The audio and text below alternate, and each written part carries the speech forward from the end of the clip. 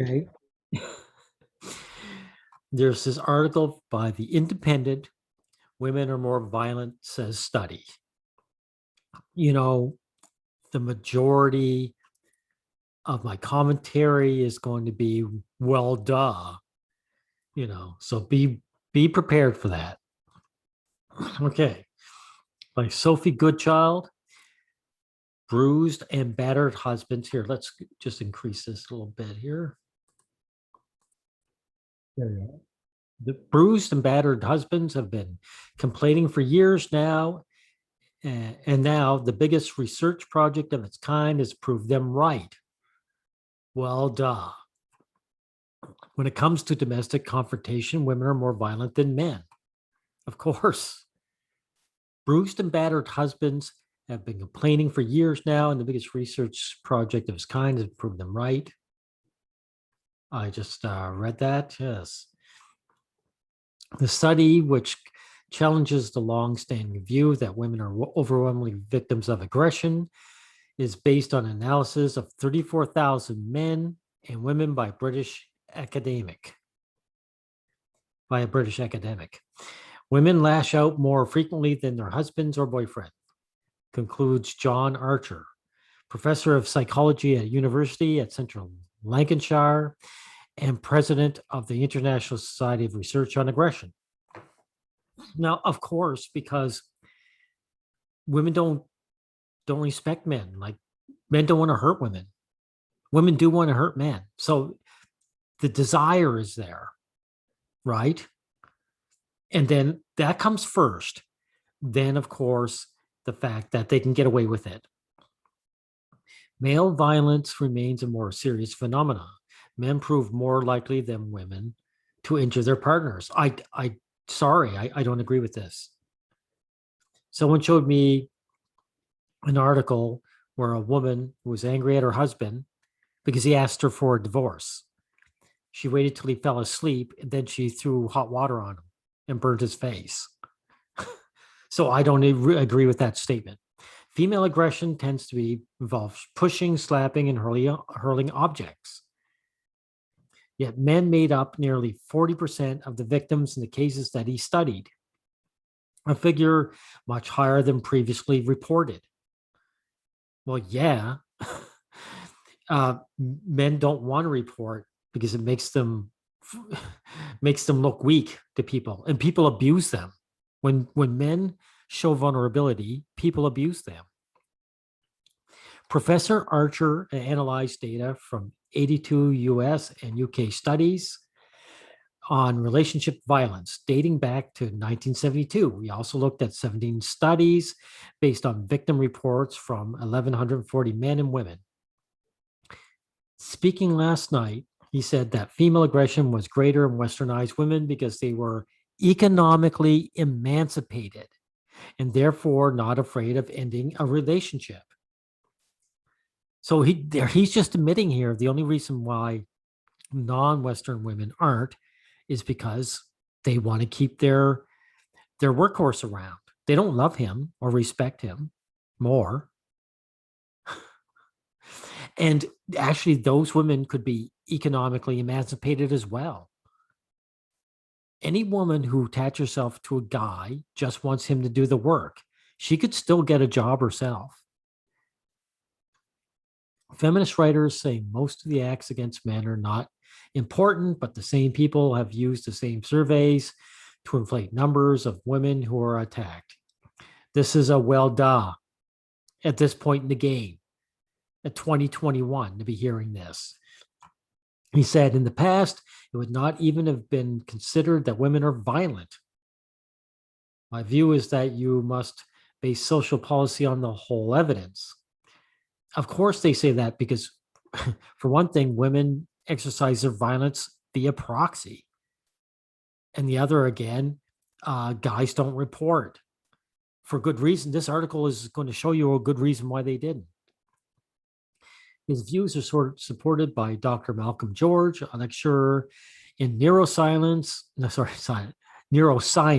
silence, at London University, in a paper to be published next year in the Journal of Men's Studies.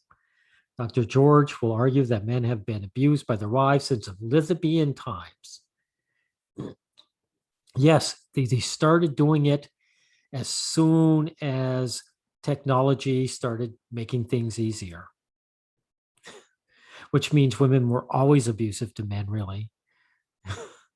He uses examples such as actor John Wayne beaten by his wife Conchita Martinez, and Humphrey Bogart battered by his wife Mayo Methot. Sorry, it might be Metho. I don't. Sorry if I'm getting it wrong. As well as Abraham Lincoln, whose wife Mary broke his nose with a lump of wood. Of course, women don't mind breaking men's bones. His research is backed up by historical records, which show that men who were beaten by their wives were publicly humiliated in a ceremony called the Skimmington Procession. The procession was named after the ladle used to skim milk during the cheese making. See, like I just told you, men show up saying if they said their wife was abusing them, they would punish him. Dr. George has also unearthed the plaster frieze, and sorry, I'm going to muck that up, Montacute House in Somerset that depicts a wife hitting her husband over the head, followed by a skimmington ceremony. There you go. So basically, society is saying you better beat your wife up, I guess. But of course, it doesn't want it either. It's a complex argument, but we do get more women aggressing against male partners than men against female partners. No, it isn't a complex argument. It's a simple argument. The evidence shows it. The view is that women are acting in self-defense, but that is not true. Well, duh. 50% of those who initiate aggression are women. This sends a dangerous message to men because we are saying they are not going to get any legal redress, so their option instead is to hit back. Well, actually, he's not quite right there. If the only option is to take it, because everyone knows here in the West, at least, men get punished if they hit back. Terry Moffat, professor of social behavior at the Institute of Psychiatry at King's College London, admitted that women do engage in abusive behavior and said that the Home Office should fund research into the issue of the UK. If we ask, does women's violence have consequences for their kids? Then the answer is yes, she said. Oh, I see. So she's bringing kids in. Terry is a woman. Okay. She's bringing kids in because she's like, who cares if the guy gets beat? There's also an elevated risk of children being victims of domestic violence if there's a central violence between partners. However, Dr. Ann Campbell, a psychiatrist at University of Durham,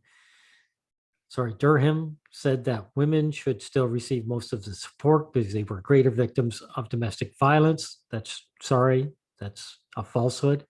The outcome of violence is that women are more damaged by it, need the bulk of resources. This is untrue again.